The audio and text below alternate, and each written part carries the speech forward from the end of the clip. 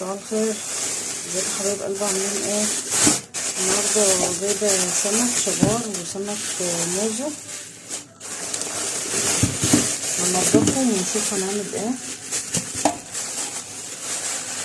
سمك شبار، ده سمك موزه. سمك الموزه ده كيلو ب60 جنيه. الموزه دي ب60 جنيه.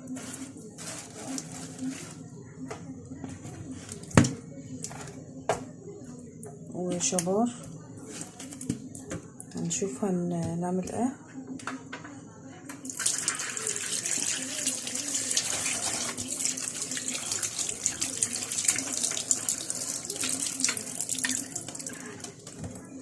النهارده هنعمل سمك ورز ابيض.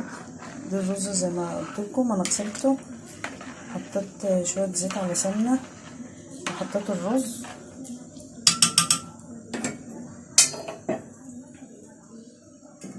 اهو هيستوي. هننضف بقى السمك، هنضفه وارجع لكم تاني. ادي الرز خلص اهو، هحط عليه. ده الرز كده خلاص خلص، هحط عليه. ده السمك اللي طلع، ده اللي في الطاسه. انا مسكته نضفته وشطفته وملحته. معلش انا بس اللي بصور لان ولادي لسه في المدرسه، فانا اللي بصور يعني.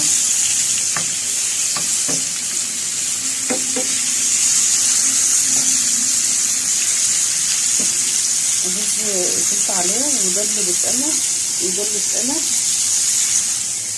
وعملت هنا ايه، عملت هنا خرطت بصل، خرطت طماطم، وخرطت فلفل اخضر، حطيت عليهم توم وفلفل اخضر وكمون وكزبره وملح. وده انا ملحت اهو، متملح اهو، ملحته ورصيته في الصينيه. بس انا ما رضيتش احط هنا حاجه الا انا اوريكم انا عملت ايه. خرطت دي تخريط كده زي السلطه، ده كده اهو زي السلطه، بس يعني ايه كبرها عن تقطيع السلطه شويه عشان دي صينيه. فلفل اخضر وطماطم وبصل وملح وكزبره وكمون وتوم. وانت رص ايه الحاجه دي. هحط هنا شويه سمك شبار واحطهم في الفرن. ادي صينيه السمك جهزتها اهي، رصتها وعصرت ليمون، عصرت ليمون ورشيت زيت. ادي اهي الصينيه رصيتها وعصرت ليمون ورشيت زيت، وهحطها في البوتاجاز دلوقتي.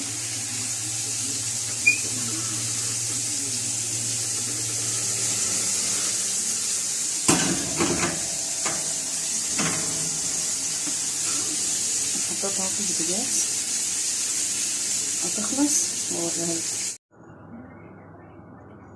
السمك طلع اهو، ده السمك اللي كان في الفرن، ده السمك اللي كان في الفرن اللي انا عاملاه صينيه. ده هو ده سخنه، استوى اهو، استوى. وده السمك الشبار، ده كده السمك الصينيه اللي كان في الفرن. وده المقلي، ده المقلي. وده الرز، ده الرز. معلش بقى مش عارفه امسك التليفون. ده السمك المقلي وده الرز وده مخلل وده الصينيه. ده كان غدانا النهارده.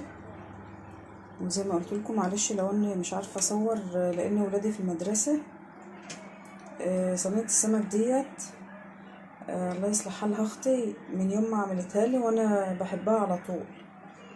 يعني اختي الكبيرة عملتها لي مرة، يعني خلتني عملتها يعني مرة.